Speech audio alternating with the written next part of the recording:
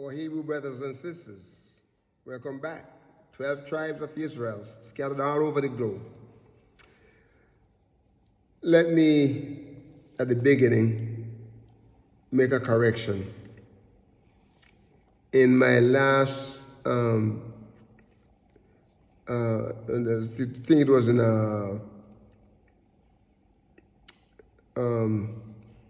the video, which was the fourth, part 4, in the journey, the invitation, the Hebrew Israelite invitation. I did refer to Numbers chapter 10, and I said verse 26 instead of saying 29. Okay, but it was verse 29 we're dealing with, and not verse 26. Okay, the second error is that in the pronunciation of Moreh Yoshi Yahu's name, I say Yashi, which is wrong, and my wife reminds me about that. So please forgive me, Moreh. Moreh Yoshi Yahu.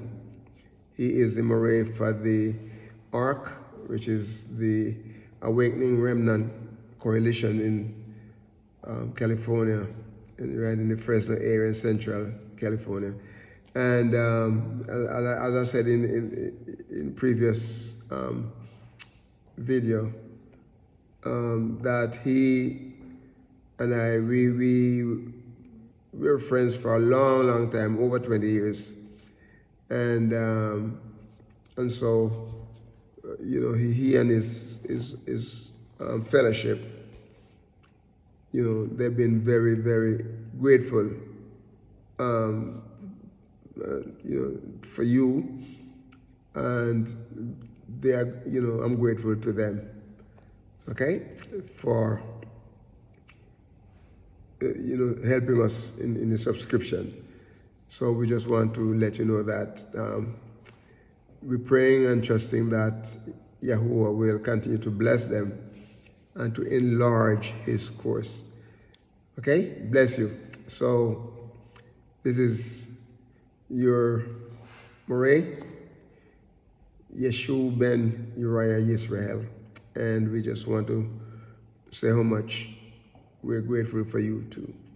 All right, in the last session we did was part 2 of Yahuwah is our refuge and strength in Psalm 46. And so we're going to be starting out on part 3 today. In verse 4, it said, "There is a river, the stream whereof shall make glad the city of Yahuwah, the holy place of the tabernacles of the Most High." There is a river, the streams whereof shall make glad the city of our Elohim, Yahuwah. I don't like to use the word Elohim that much because his name, he says his name should be called Yah. Okay, Yahuwah. All right. And so this is a holy place of the tabernacles of the Most High. Now, we want to look a little bit on this verse here. When we talk about rivers and streams, a river, river is beautiful. And you look, have you ever stood by the river and just watching the water flowing? There are some rivers that are huge, and there are some that are small, some that are as wide almost as a lake. I'm talking about a big lake. Like in Jacksonville, we have the St. John's River. When I live in Jacksonville, I used to go by the St. John's River to fish. And we drive past over bridges that run across the St. John's River. And they say that river, the St. John's River, is one of the probably only water river in the United States that flow northward.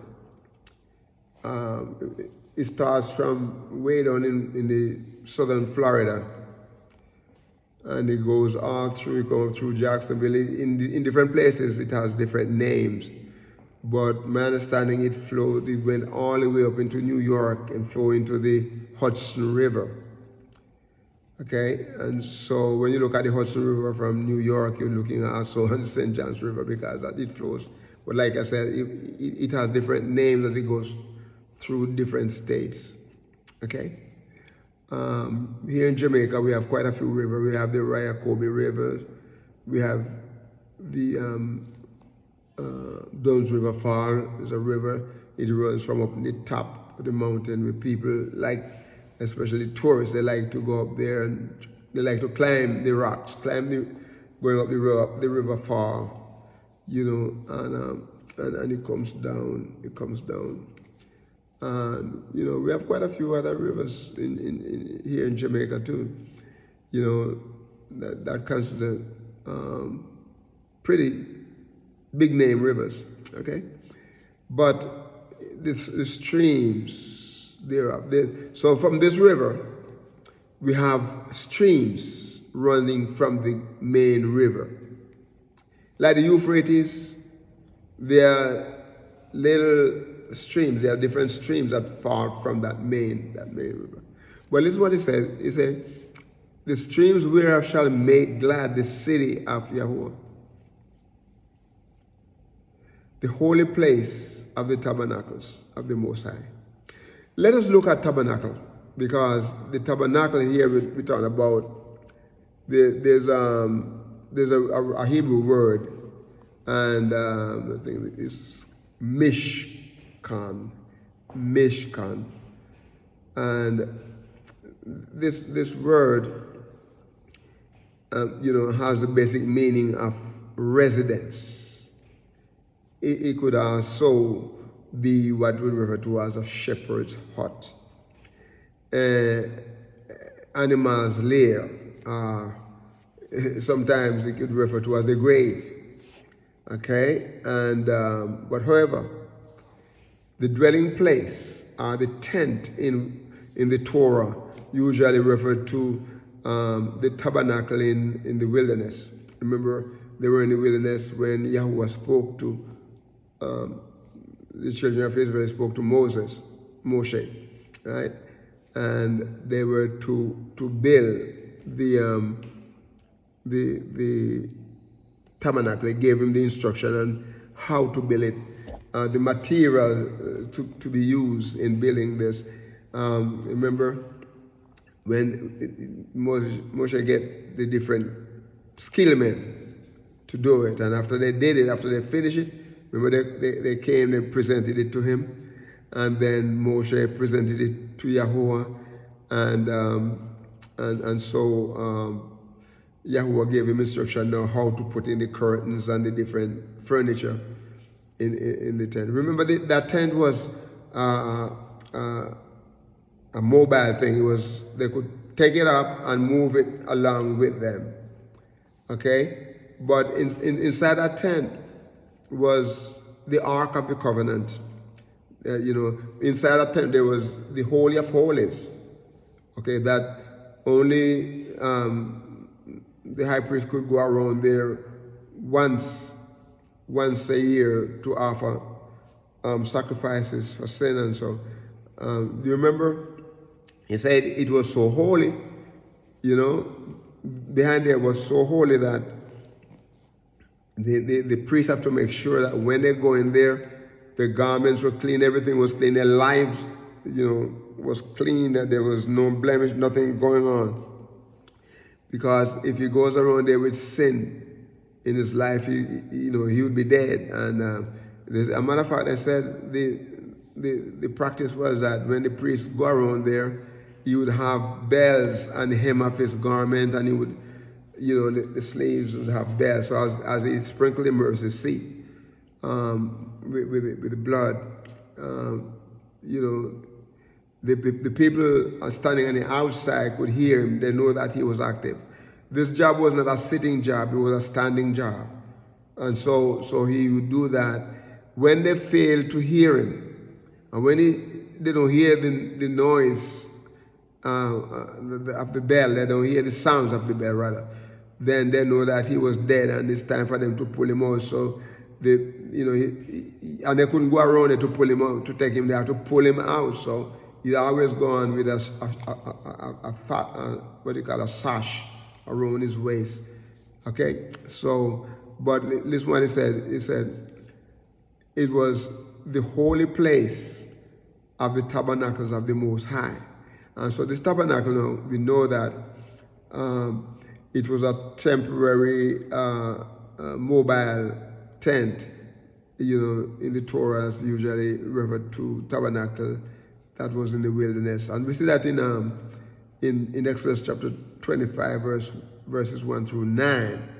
Okay, and later on, this tent, this tabernacle that was mobile, later on, it became more permanent, and now we have when the children of Israel went into the land, or Hebrew Israelite people, they were not dealing with the tent, unless they're living in the tent, but they were dealing with the temple of Solomon, and so the term is used mostly in Exodus and Numbers. Okay, the term tabernacle is used in mostly Exodus and Numbers, where it's designated the sanctuary of Yahuwah. About 100 out of 140 times occurrences, it signifies the temple of Yahuwah, dwelling place. Okay, so his dwelling place. And notice also that it was a tent of meeting. Right? The tabernacle was a tent of meeting. It was a physical symbol, a symbolic representation of Yah's presence among the Hebrew Israelite people. Okay. If we look in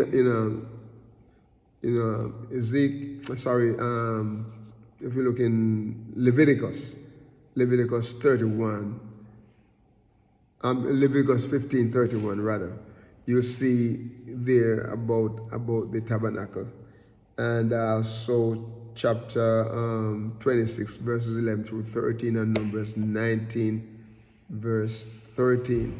Now, if you have a pen, because this is a short time we have here, a lot of things I want to say to go and just read the scriptures, but I have the scripture verses there. Please, when I get online and and I can be doing it, I have more time, I'm going to go back over some of these